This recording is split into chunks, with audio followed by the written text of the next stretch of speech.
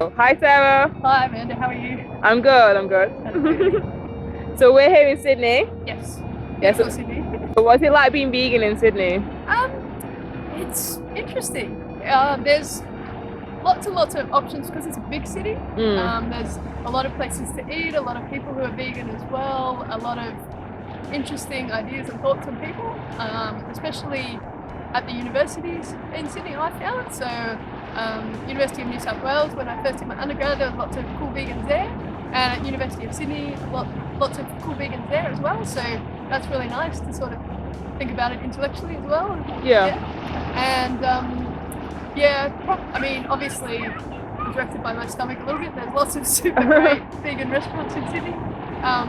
Just around here, there's a lot of places that are either probably, I don't know if there's any specifically vegan here, but a lot of sort of natural organic kind of places that have a lot of vegan options. And then there's a new place just up at Maroubra that's got some vegan stuff, so that's fantastic cool. as well. Yeah, and then obviously I go into Newtown a lot, it's right next to Sydney Uni, and there's heaps of vegan places there. One of the guys in Green Gourmet there actually wrote me out little cards in Chinese about how what it meant to be vegan, what I need to know. So when I went to the Beijing Paralympics, I actually laminated them and handed them out to people so they knew what I meant. Nice. Yeah, so it's a really nice sort of group of people and nice giving this out there, I guess. You mentioned the Paralympics. Yes. So how did you end up there? I play wheelchair basketball, so Wheelchair Sports New South Wales run these little roadshows that go around to schools and universities, and they went to the University of New South Wales, and one of my best friends from school told me that was happening, so I went along to that and just fell in love with it. I was reading Harry Potter at the time and thought it was like Quidditch on wheels. It was fast and fun and fabulous, so just loved playing and threw myself into it, and not long after that I got into the Australian team, which was brilliant, and went overseas for a trip and just loved it. My first trip was actually over my sort of birthday month, and the first game was on my birthday and I scored a goal, so it was just kind of the nicest birthday present ever. Yeah, it was fantastic. And then I went to the Athens Paralympics, which was just amazing place to be and play and learn and just be around super interesting people. And then went to Beijing and London as well. Do you think more people should try it? Oh, definitely. Yeah, it's a fun game, and I think the great thing about wheelchair basketball is lots and lots of people can play it from all different abilities. And in Australia, we open it up to able-bodies to play in all our competitions, including the National League for women, and sort of not including the National League, but up to everything else for men. And obviously, internationally, you can't as an able-bod, but there's lots and lots of stuff to play and enjoy, and it's super fun. So people with disabilities can bring their friends and family along to play as well, or just anyone can come and play. So it's quite inclusive. Yeah, and I really like that. Yeah, it's cool. Do you think like the vegan movement's quite an inclusive? I think it kind of depends. It depends where it is and what it's doing. I think a lot of the time it is and can be, because a lot of the principles behind it is about seeing the beauty and equality and difference in others and other life forms, which I think is fantastic. I think that's what appeals to me the most. I think a lot of people who think along those similar lines and are vegan along those similar lines are more inclusive people almost naturally. So I think that's great and fantastic. And I think I really enjoy that. How do you think we can encourage the other side to be more inclusive? I guess it probably is having those conversations. And I don't think you can be, you don't want to be attacking about it, because that puts people off, but also it's probably not welcoming in the same way. People always have different views and they have different reasons for having different views. So sometimes it's good to understand, I guess, why they might have those different views. And then sort of probably try to explain and also just show people that we're all interesting and fun and should be including everyone, because everyone is interesting and fun and fabulous. Definitely. And maybe having those conversations about why people are vegan or what values they see in the world, and then try and talk about how those values do correspond back and forth to people and different people as well.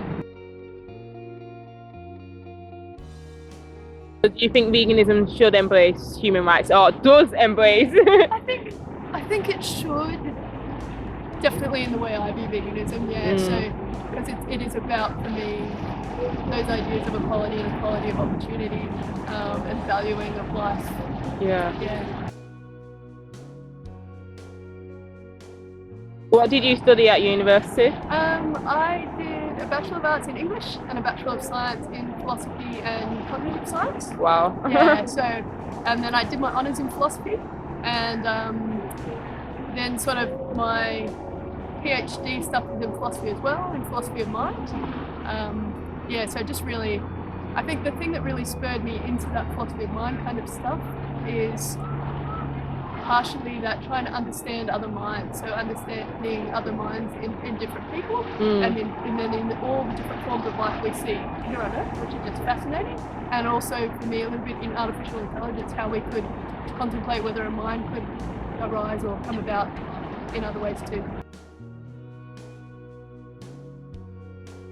Have you ever applied the philosophy to veganism? I think I probably do naturally, because for me it's that idea of a mind, and a mind you can value out in the world and what they can be, and definitely different perspectives, because it's quite fascinating, particularly say if you look at an example like a bat or something like that, which has a very different experience of the world, say through sonar and stuff like that, well then that has a lot of value. That's something we don't necessarily understand because we don't have that capability, yet it's a very different perspective of the world, so it's a way to sort of experience the universe, as it were, through a different perspective and different experience.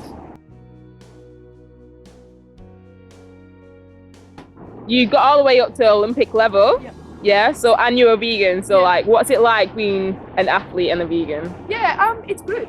Personally, I find I feel really healthy and really fresh, and I can train really well, and definitely have a lot of endurance. We often play long competitions, both National League and internationally. On National League, we often play weekends of 4 games over 2 days and stuff like that, so you need sort of that kind of endurance and ability to maintain your strength. And then internationally, we often play tournaments that go for a week or 2 weeks. The Paralympics itself is a week and a half to 2 weeks, I think. So you're playing a game every day or nearly every day, so you have to be able to back it up and have your strength continuing. So there's sort of an aspect to which the sport, it's only a 40-minute game, so you have to be able to do short, sharp, quick stuff, but then you also have to be able to back it up day after day kind of stuff. Yeah. So I think being able to understand your body and understand your nutrition is quite important. It can be a little difficult sometimes. The traditional world of sport doesn't always understand that you wouldn't want to have meat all the time, because they tend to value it. But I find definitely that view's changing. And I also found that once people get to know you and understand what you're doing and how healthfully you are eating, they also can change their perspective as well. And as long as you're taking care of yourself and eating well and performing, people either don't mind or start to understand. Yeah. It can be a little difficult travelling a lot, so it depends on where you go as to what you can get a hold of. So I am known for having a very heavy wheel bag. A wheel bag is the bag we put our spare basketball wheels in, or our actual wheels in to protect them when we're flying, and I'll sometimes stuff that with a lot of food, so I have where we go. So, backups. Yeah, you get to know what sort of food you can travel easily with, sort of baked beans and microwave rice and sort of bars that you know have good nutrition in them and are vegan, so you know you have that backup if you really need it. But again, a lot of places in the world are changing and a lot of people have stuff, and you also sort of get to know what places you should look for when you go places. So a lot of Thai places are always great for options, but yeah, you just get to know what you can ask for and what you need to say to people for them to understand what you want out of the meal. So on the whole, it's I think got a lot easier, but also just because the world's changed, but also because I've learnt what I need to say and do.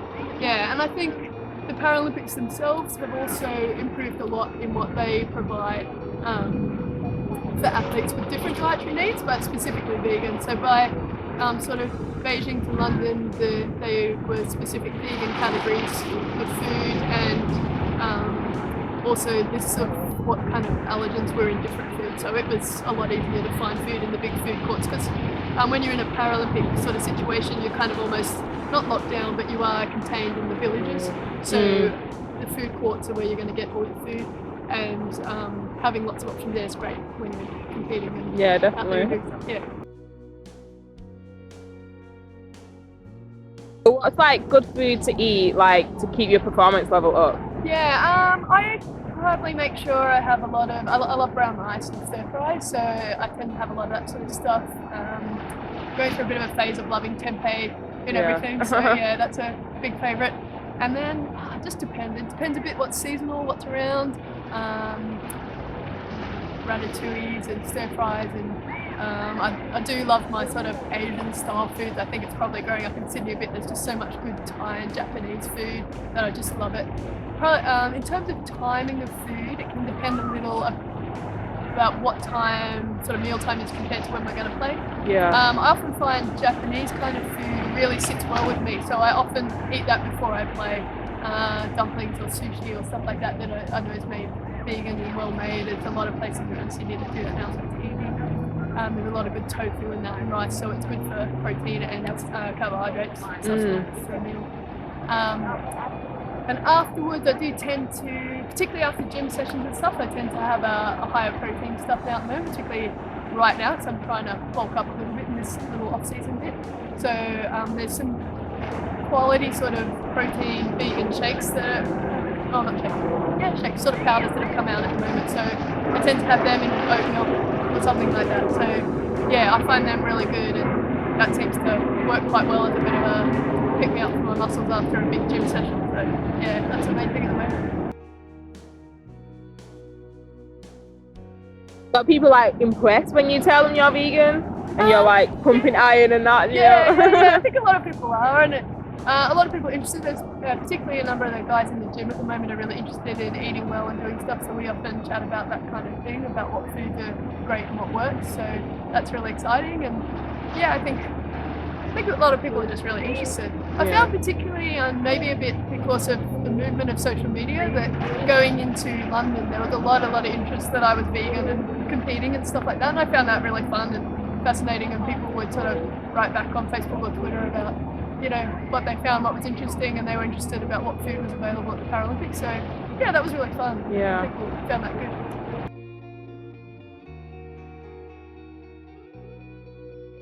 Have you come across any like negativity? Yeah, sure. I mean, there's always people who just absolutely think you have to have whey protein to be able to work out in the gym. Yeah. I don't know. There's not much you can do about that. Why did you become vegan? I became vegan simply because I just started to realise that there were other animals in the world and that they were really interesting, and I really love my dog, and it was really interesting, and I just couldn't imagine causing my dog pain or suffering. And then when I thought about it, it seemed really cruel to then cause pain and suffering for other animals that I hadn't met yet. That just seemed quite prejudiced and wrong to me. Yeah. So I sort of started off being vegetarian. Again, I didn't know anyone around me who was vegetarian, or at least they hadn't told me they were or anything. It wasn't a big thing. We were where I grew up or anything like that, so it was all a bit of my own discovery of what I could and couldn't say no to and get away with. And then I guess as I looked into it more, I discovered people were these things called vegetarians when they didn't eat meat, so I sort of did that. Yeah. And that was good, and then as I investigated that more, I realised that all sort of farming practices seemed to be quite cruel, and it seemed quite horrible to even just keep animals in that way or treat them that way or use them in that way when they had their own value and way they would probably like to be. So that's when I sort of became vegan and gave up dairy and egg, and also more about, I guess, being a lifestyle, and instead of just being a vegetarian and wanting meat, it was a lifestyle about how I thought about the planet and life in general. So you was vegetarian, and then like when did you become vegan? I became vegan I can't remember exactly. I would have been around 18 or 19, I think. Oh wow. Yeah. Do you have any tips for people that want to go vegan? It's easy, and I think although it can be sort of hard to give up stuff that you're used to, and a lot of that really is because of the comfort of it. I found myself, you know, I would maybe miss a meal that my mum or my nan regularly made, and that was because of, for me, that sort of comfort or association it had with it. But when I sort of started to find alternatives that were similar, or got my mum or my nan to make a different dish, and that then became that dish for me. Yeah. That was a really sort of nice way to do it. So for instance, my mum always made this great spaghetti bolognese, so it had a comfort factor for me, but she now makes an asparagus and tomato bolognese, and yeah, that's fabulous, and that has that effect for me, and she makes it quite regularly when I'm sort of, feeling a bit down, or I've got a big weekend coming up. That's a great sort of comfort food. So I think sometimes it's sort of finding that alternative for yourself works really well. I think it's probably even easier in this day and age because things that are maybe a little bit more addictive, like chocolate or cheese or stuff like that, there's so many vegan versions. So what it really does is just a little bit of searching around, and maybe not always accepting the first thing you get as well, I find. So I found maybe the first soy milk I tried maybe wasn't very nice, but then it takes finding one that is actually good, and you like, and it's easy. So it's not always maybe accepting that the first thing you try is going to be the only thing you can ever have, or the only alternative you can ever have. Yeah. What did your family and friends think when you went vegan? They thought I was very strange. Yeah. Very weird. My mother worried about me terribly and thought I should have all these other foods. But once they sort of saw probably what it meant to me a bit, and also that I was just fine and doing well, they've been good with it, fun with it, enjoy it. And enjoy probably the places I take them, because I find often as a vegan you end up being a bit more experimental, trying out different places. So I end up taking them to lots of different places, and they quite enjoy that. Thank you, Sarah. Thank you, Amanda. It's been a pleasure.